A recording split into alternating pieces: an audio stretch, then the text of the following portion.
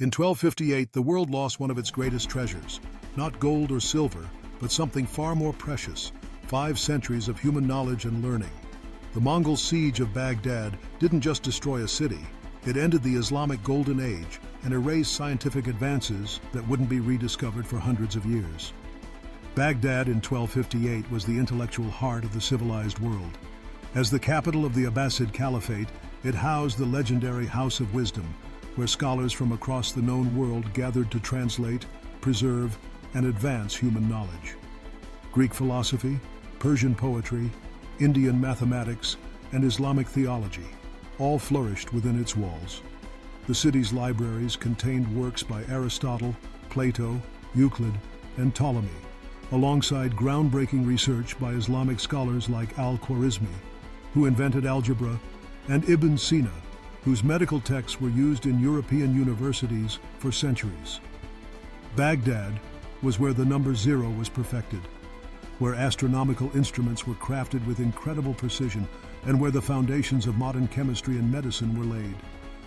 But this center of learning had caught the attention of the most destructive force in medieval history: the Mongol Empire.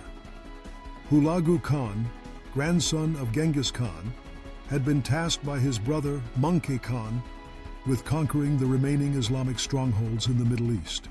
By 1258, the Mongols had already devastated much of Central Asia and Persia, leaving cities in ruins and populations scattered. Hulagu's army was unlike anything the medieval world had seen.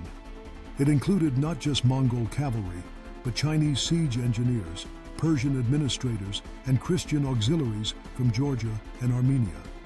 This multicultural war machine numbered around 150,000 men, equipped with the most advanced siege technology of the time. The Mongols had learned from their conquests in China, bringing with them knowledge of gunpowder, sophisticated catapults, and siege techniques that could break any fortification. They also employed psychological warfare on a massive scale, spreading terror through deliberate brutality that often convinced cities to surrender without a fight. But Baghdad's Caliph, al-Musta'sim, believed his city was protected by divine favor and earthly walls that had never been breached. He fatally underestimated both Mongol military capability and their complete indifference to Islamic religious authority. When Hulagu's massive army appeared outside Baghdad's walls in January 1258, he offered the Caliph terms that had become standard Mongol practice: surrender completely, or face total destruction. The ultimatum was clear: submit absolutely, or watch your city burn. Caliph al-Musta'sim made a catastrophic miscalculation. Believing that other Muslim rulers would come to his aid and that Baghdad's walls could withstand any siege, he rejected Hulagu's demands. Some sources suggest he was advised by his vizier that the Mongols were bluffing, or that divine intervention would save the city. He was wrong on all counts. The siege began with a systematic encirclement of Baghdad. Mongol engineers diverted the Tigris River, flooding the surrounding countryside and making escape impossible. They constructed a massive ring of fortifications around the city, trapping the entire population inside. The Mongol siege engines went to work with terrifying efficiency. Chinese-designed catapults hurled massive stones that shattered Baghdad's walls, while early firearms and explosive devices created breaches that medieval fortifications simply couldn't withstand. But the Mongols weren't just breaking walls, they were breaking spirits. They displayed the heads of captured defenders on spikes, tortured prisoners within sight of the city, and made it clear that surrender was no longer an option. The time for mercy had passed. For 2 weeks, the bombardment continued relentlessly. Baghdad's walls, which had protected the city for centuries, crumbled under the assault. The defenders, vastly outnumbered and facing weapons they didn't understand, began to lose hope. On February 10, 1258, the Mongols breached Baghdad's defenses and poured into the city.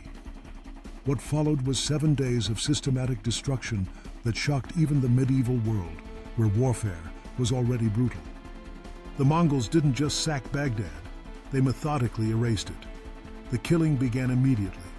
Mongol soldiers moved through the city district by district, executing every person they encountered.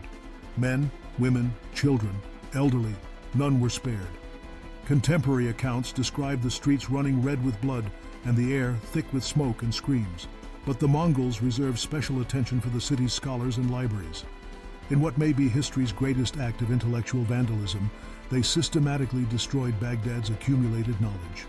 The House of Wisdom, which had preserved and expanded upon Greek, Persian, and Islamic learning for 5 centuries, was ransacked.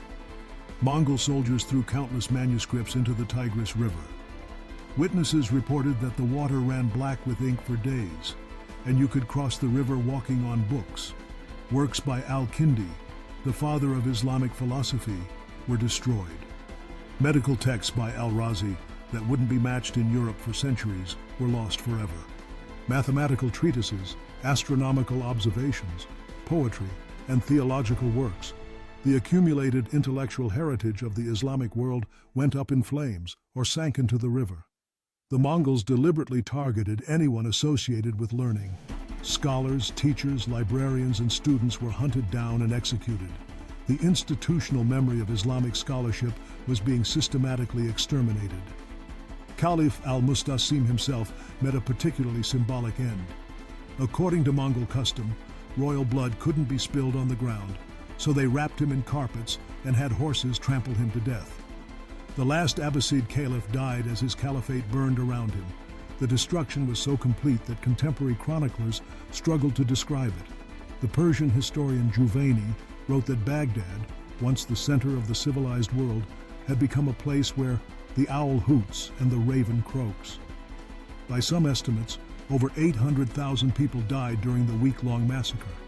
Entire neighborhoods were left empty, and the city's population wouldn't recover for centuries. But the true tragedy wasn't just the human cost. It was the knowledge that died with them. Centuries of scientific advancement, philosophical inquiry, and cultural achievement vanished in 7 days. The siege of Baghdad marked the effective end of the Islamic Golden Age.